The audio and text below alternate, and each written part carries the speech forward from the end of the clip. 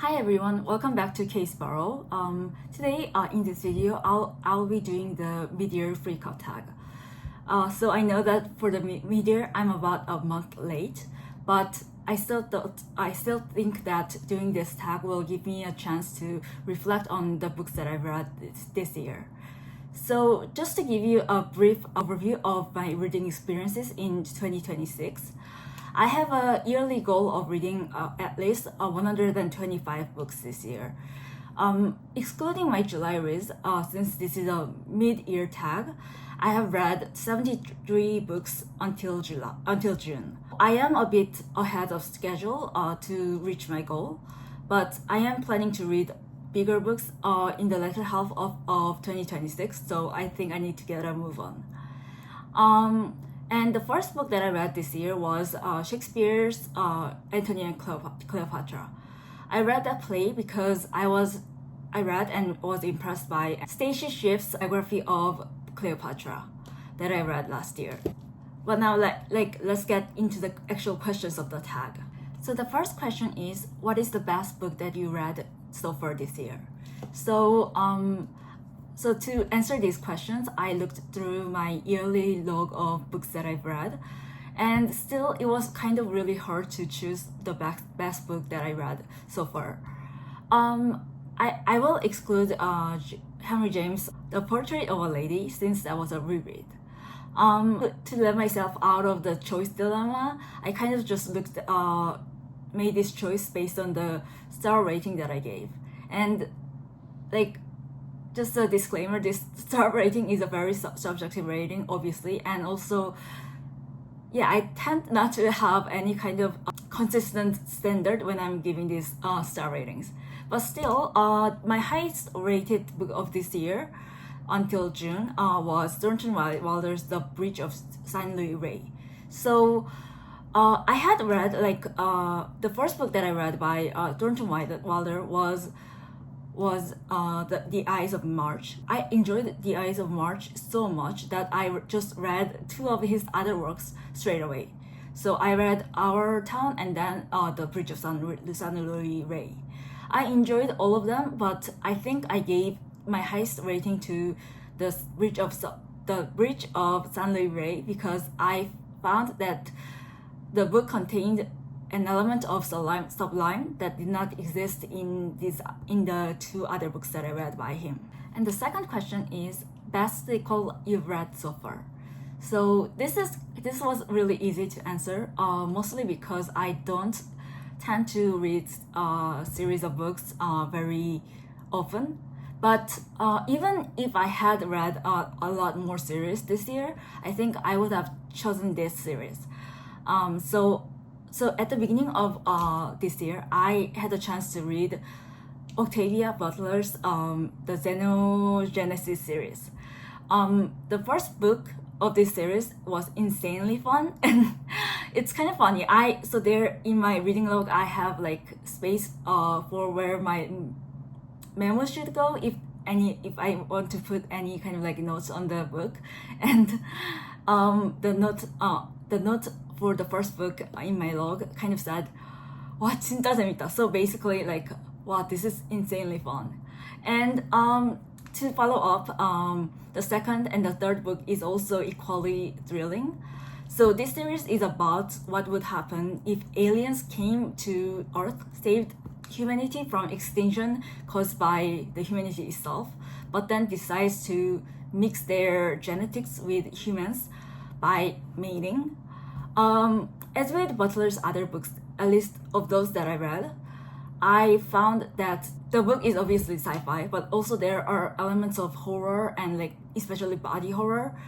And I also found her exploration of things like consent, adaptation, and what makes humans human or what makes humans no longer human very, very fascinating. Third question, new release that you haven't read yet but want to. So this is another case of FOMO that I have, fear of missing out. I really want to read The Buzz of the Town currently, Yesteryear by Carol Claire Burke. I especially want to read this book because I am a fan of Anne Hathaway, and I know that she's going to star in a film adaptation of this book, so I think I'm going to read this book first and then watch the movie. Fourth question, most anticipated release for the second half of this year. So I think this might be cheating a bit because I actually don't know if this book will be coming out in the latter half of 2026. But I am really excited for for the final book of Tamsin Muir's The Locked Tomb series to come out. So the fourth book of the series, whose tentative title is Alex the Ninth. So the Locked Tomb series by Tamsin Muir has kind of been my guilty pleasure for at least the last 2 years, with fun exploration of elements of like necromancy and kind of twisted emotional bondage. To kind of like briefly explain the series. So I am really excited for the last book to come out, and I can't wait for the thrilling end of the Locked Tomb series. So the next questions were on my biggest disappointment and my biggest surprise. I kind of thought that I would combine these two questions together because my answers for these two questions are kind of related. So at the beginning of this year, I read Rogue Male by Jeffrey Household. My biggest surprise was that I enjoyed this book very much. So usually I am not the greatest fan of books that are very action-packed or very fast-paced, which was why I thought that even though I was reading the book by recommendation, I would not enjoy Rogue Male too much, since I thought that I thought that Rogue Male would be the typical novel in spy / assassin genre that I don't tend to enjoy. So I was very pleasantly surprised when I found that I had enjoyed Household's Rogue Male immensely. However, my biggest disappointment came when I just straight away went to reading the second book of the series, which is called Rogue Justice. So I think that one of the greatest strengths that Rogue Male had when I was reading the book was how lean it is. It is a very short book, and I don't think there is a single like wasted detail that exists in the story. Wasted detail or plot that exists in the story. However, Rogue Justice, which is, to be fair, which is still a pretty short book.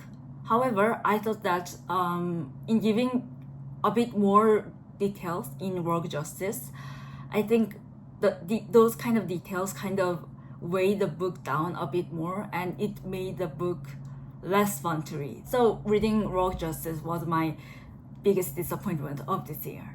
The next question is favorite new author. I think I might say Thornton Wilder once again, since I really did enjoy the three of his books that I read. But I also want to mention Anya Seton. I read her Catherine this year, and it was one of my favorite reads of this year. But I don't think I can call her my favorite new author, since I only read her one book, and I don't know how much I would like her other works. However, I am really excited to go on to read her other books as well. The next two questions I think I'll also combine, since I don't have that much to say about one of these questions. So the next two questions were on my newest fictional crush and my newest favorite character. So I don't tend to crush on fictional characters for some reason, but for my newest favorite character, I think I will say a few. I really loved Bigwig, who is this kind of brave and strong soldier type of rabbit that is in Watership Down. I also obviously loved Catherine from Anya Seton's Catherine. Anya Seton's Catherine is kind of interesting in how she is characterized, because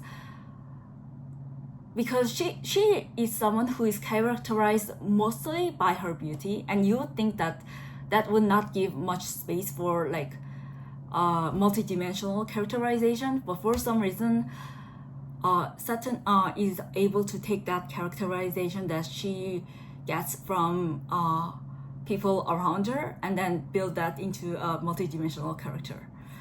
And then I also loved Claudia from Thornton Wilder's Eyes of March. So Claudia is this insolent, intelligent, and yet angry and therefore fascinating woman from the novel.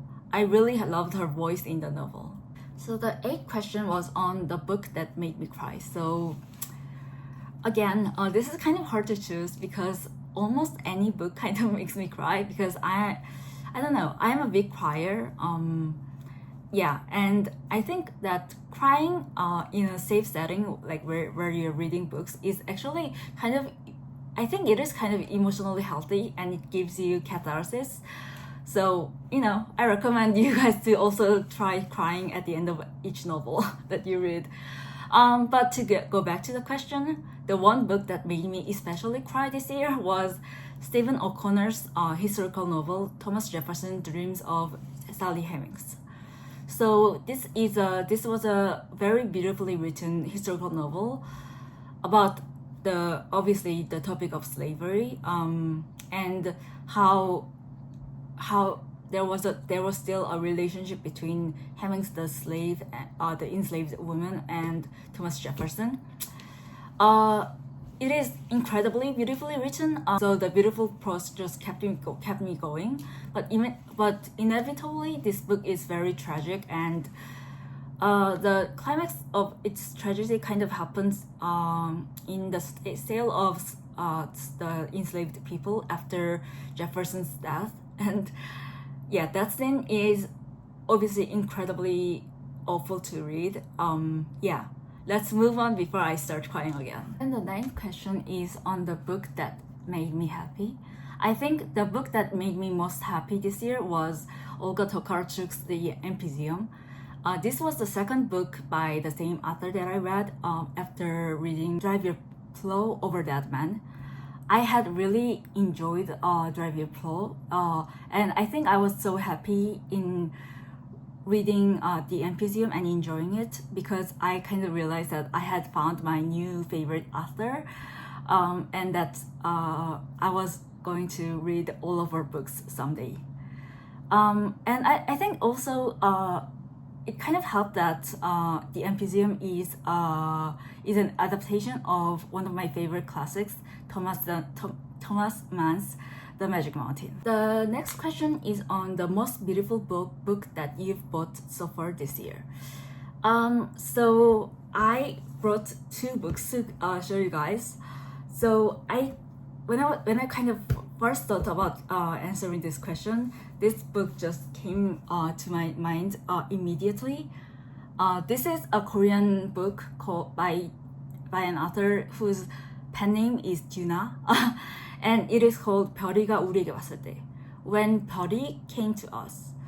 I mean, I kind of knew that Korean publishers have great taste in creating covers for their books, but this really when it first so this was delivered to me because I had kind of ordered it online, and when I first unboxed this from the package that came, I was just purely astonished.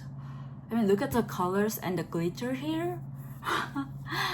I'm hoping with this kind of cover, your expectation is raised to almost unreasonable levels, but I am hoping the story kind of lives up to that expectation.